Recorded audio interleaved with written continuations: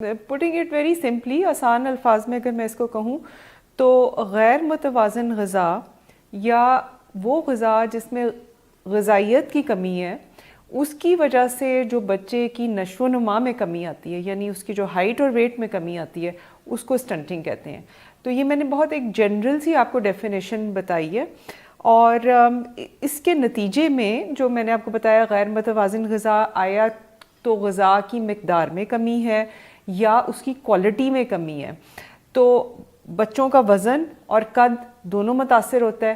اچھا یہ میں یہاں کلیئر کر لوں، سٹنٹنگ اسٹرکٹلی اسپیکنگ جس کو ہم کہتے ہیں نا، وہ لو ہائٹ فار ایج ہے، یعنی بچے کی عمر پہ جتنا اس کا قد ہونا چاہیے اس سے کم ہے. بالکل صحیح. یعنی اسٹرکٹلی اسپیکنگ اس میں ہم ویٹ کو نہیں کنسیڈر کرتے، ہائٹ کو. اس کی بھی اس کی بھی میں آپ کو وجہ بتا دوں. دیکھیں بچوں میں کیونکہ گروئنگ سٹیج ہوتی ہے نا، ان کا ویٹ سٹیٹک نہیں ہوا. بالکل صحیح ہے.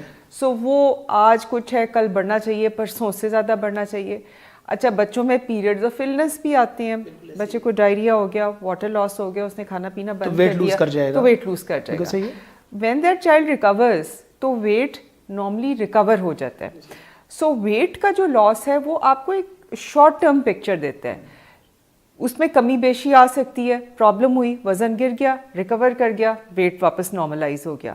لیکن ایک بچہ اگر آپ کے پاس ایسا آ رہا ہے جس کا قد چھوٹا ہے تو آپ سمجھ رہے ہیں وہ لانگ ٹرم آپ کی نیوٹریشن کو ریپرزینٹ کرتا ہے. بالکل صحیح. اس میں ایک چیز ایڈ کیجئے گا، مجھے یہ بتائیے گا کہ یہ جو سٹنٹنگ ہے اس میں آپ نے کہا کہ امبیلنس ڈائٹ امپورٹنٹ ہے، کیا یہ سٹارٹ فرام پریگننسی آپ بات کر رہی ہیں یا آفٹر برتھ کی بات کر رہی ہیں؟ جی یہ اگین آپ کا بہت اچھا اور ضروری سوال ہے. دیکھیے اب جو کانسیپٹ آ رہا ہے نا وہ فرسٹ 1000 days آف نیوٹریشن ہے ان اے چائلڈ، اور اس فرسٹ 1000 days میں وہ پیریڈ جو ماں کے پیٹ کے اندر ہوتا ہے وہ شامل ہے. وہ بھی ہے. بالکل صحیح. سو دوز 9 months وہ 9 مہینے اور اس کے بعد 2 سال تک کا عرصہ، یہ تقریباً 1000 دن بنتے ہیں. بالکل صحیح. اور یہ 1000 دن، یہ جو کانسیپٹ ہے فرسٹ 1000 days آف لائف، یہ وہاں سے شروع ہو جو آپ نے کہا نا پریگننسی. سو جب بچہ بھی دنیا میں آیا بھی نہیں ہے تو ایسے فیکٹرز پلے میں آ جاتے ہیں جو اس کی گروتھ کو امپیکٹ کریں گے. اچھا مجھے یہ بتائیے گا اس میں ہیریڈیٹری فیکٹرز انوالو ہوتے ہیں یا اس کا کوئی اس سے لینا دینا نہیں ہے؟ جب ہم بچے کی ہائٹ کو میجر کرتے ہیں تو اس میں یقیناً ہیریڈیٹری فیکٹرز انوالو ہوتے ہیں، اور آپ کا جو جینیٹک پوٹینشیل ہوتا ہے وہ ہر کسی کا برابر نہیں ہوتا. جنرلی اگر پیرنٹس کی ہائٹ زیادہ ہے تو بچوں کی ایکسپیکٹڈ ہائٹ زیادہ ہوگی، اگر پیرنٹس کی ہائٹ کم ہے تو ان کی ایکسپیکٹڈ ہائٹ کم ہوگی، اور اس کے لیے اسپیشل فارمولاز بھی ہوتے ہیں.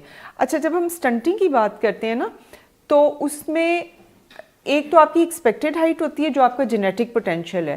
اگر ایک بچہ اپنے جینیٹک پوٹینشیل کو اچیو نہیں کر پا رہا تو وہ کنسرننگ ہے. بالکل صحیح ہے. لیکن ساتھ ہی ساتھ میں آپ کو یہ بھی بتا دوں کہ پہلے 1000 دن میں یعنی 2 سال تک گروتھ اور ہائٹ میں خاص طور پہ ایک انسان کی زندگی میں مختلف اوقات میں مختلف چیزیں اہمیت اختیار کرتی ہیں. چھوٹے بچوں میں ان کی نیوٹریشن ضروری ہوتی ہے، بعد میں ان کا ہارمونل بیلنس، ان کا جینیٹک پوٹینشیل وہ ضروری ہوتا ہے. پریولنس کتنی ہے ڈاکٹر صاحبہ اس کی پاکستان میں؟ پریولنس دیکھیں انفارچونیٹلی یہ کافی شرمندگی کی بات ہے کہ ہماری ایگریکلچرل کنٹری جس میں غذائی کمی نہیں ہونی چاہیے اس میں اپ ٹو 40% بچے، یعنی ہر 10 بچے میں سے جو 4 بچے ہیں، یعنی 100 میں سے 40 بچے. دس از ویری ہائی. اچھا اس کی آپ کے خیال سے ریزنز کیا ہیں؟ ریزنز اس طرح کی ہم ڈسکشن کر رہے تھے، ریزنز تو اس کی ماں کی پریگننسی میں ہی شروع ہو جاتی ہیں. سو اگر آپ کی جو مدرس ہیں یا، اور میں تو کہوں گی اس سے بھی پہلے، کیونکہ اگر ایک لڑکی غذائی کمی کا شکار ہے اور وہ سٹنٹڈ ہے تو جب وہ ایک ماں بنے گی یوزلی آفٹر ارلی میرج جو یہاں پہ ہوتا ہے، اس نے اپنا گروتھ پوٹینشیل اچیو نہیں کیا ہوتا، اس کی شادی ہو جاتی ہے، وہ ایکسپیکٹ کرنے لگتی ہے، اب اس کی جو میل نیوٹریشن ہے وہ اس کے بچے کی نیوٹریشن میں ریفلیکٹ ہونا شروع ہو جاتی ہے. اچھا یہاں ایک چیز مجھے یہ بتائیے گا کہ جب ہم ڈفرینٹ ہم نے گائنی کے ٹاپکس بھی ڈسکشن میں لے کے آئے تو جو ملٹیپل پریگننسیز ہوتی ہیں وہ یوزلی بہت سی کمپلیکیشنز کا باعث بنتی ہیں. کیا ملٹیپل پریگننسیز بھی ایک ریزن ہو سکتی ہیں؟ یقیناً اگر آپ کا جو کسی عورت کا انٹر پریگننسی انٹرول کم ہے تو دیکھیں ایک پریگننسی کافی ڈریننگ ایک اس کے لیے ایونٹ ہوتا ہے، تو اس کو ریکوری ٹائم نہیں ملتا. اچھا پھر براہ راست بچے پہ تعلق اس کا پڑتا ہے، کیونکہ مائیں جب دوسری دفعہ کنسیو کرتی ہیں تو پہلے بچے کے لیے بریسٹ فیڈنگ ختم ہو جاتی ہے. سو lack of breast feeding very अब इंपॉर्टेंट मैं आगे आने ही ब्रेस्ट फीडिंग पे रहा था, मुझे बताइएगा हमारे यहाँ एक फैंसी यूफोरिया में हम रह रहे हैं जिसके अंदर लोगों ने अब ये समझना शुरू कर दिया, अनलकीली पहले एफ्लुएंट क्लास थी जो फॉर सम रीजंस जाती थी इन्फेंट फार्मूला पे, अब तो घर में काम करने वाली भी इन्फेंट फार्मूला यूज़ करती हैं। इसका स्टंटिंग के ऊपर क्या इम्पैक्ट है? Major impact. मैं जो दूसरी बात आपको कहने की, एक तो मैंने वो पीरियड आपको बताया ना कि माँ की न्यूट्रिशन उस वक्त बच्चे को तो आप बराह रास्त नहीं दे सकते, तो माँ की न्यूट्रिशन अच्छी करें ताकि वो हेल्दी बच्चा डिलीवर करे। अच्छा, अब जब बच्चे की अपनी लाइफ शुरू होती है तो ग्रेटेस्ट इम्पैक्ट उसका ब्रेस्ट फीडिंग पे आता है। सो माएँ जो अपना बच्चों को फीड कराती हैं वो दो तरीके से उनके बच्चे स्टंटिंग से महफूज रहते हैं। एक तो ये कि अच्छी न्यूट्रिशन मिल रही है उनको, जो उस बच्चे के लिए जो ज़रूरी है वो न्यूट्रिशन जा रही है। दूसरी बात यह है कि स्टंटिंग की बहुत बड़ी वजह पाकिस्तान में है कि बच्चे बार बार बीमार होते हैं, ख़ास तौर पे असाल और दस्त का शिकार। तो जो बच्चे एक्सक्लूसिवली ब्रेस्ट फेड हैं उनमें वो असाल और दस्त की बीमारी भी कम हो रही है, तो यानी वो जो एक ड्रेन उनकी न्यूट्रिशन पे आता है वो भी नहीं हो रहा।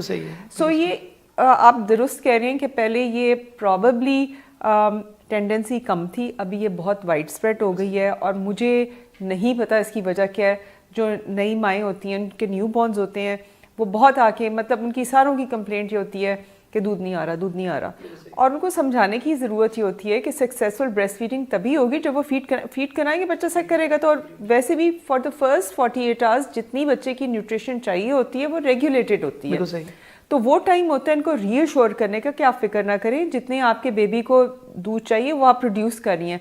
लेकिन वो जो फर्स्ट 48-72 आवर्स होते हैं ना, उन्हीं में मैंने देखा है फैमिली का प्रेशर इतना ज़्यादा होता है, घर में बुजुर्ग कह देते हैं नहीं तुम्हारा तो दूध आ ही नहीं रहा, ये तो बच्चा भूखा जा रहा है, बिल्कुल सही है, इसको तो आप बॉटल फीड करें। तो एक दफ़ा जब आप बॉटल मुंह को लगाते हैं फिर एक विशियस साइकिल शुरू होता है। सही है, क्योंकि बच्चा कंफ्यूजन का शिकार होता है, उसे पता ही नहीं होता। बिल्कुल आपने ठीक कहा, this is a known entity, it's called nipple confusion. और वो फिर रिकॉग्नाइज नहीं करता मदर के निपल को। हाँ, जी, वो एक बुनियाद पड़ जाती है अनसक्सेसफुल ब्रेस्ट फीडिंग की। अच्छा, फिर ये इतनी खूबसूरती से साइकिल रेगुलेटेड है कि एक बच्चा जितना अपनी माँ का जितनी मरतबा दूध लेगा उसकी माँ उतना ही प्रोड्यूस करेगी। सो शुरू में तो शायद वो ब्रेस्ट मिल्क की कमी नहीं होती, लेकिन बाद में जो एक सपोज्ड ब्रेस्ट मिल्क की कमी को पूरा करने के लिए बॉटल लगाई जाती है और बच्चा आधा टाइम बॉटल फीड करता है और आधा टाइम ब्रेस्ट, तो वो विशियस साइकिल में चली जाती है मदर। एक ट्रू फिर वो डिफिशिएंसी शुरू हो जाती है, क्योंकि वो बार बार उसको मतलब नहीं यूज कर रहा।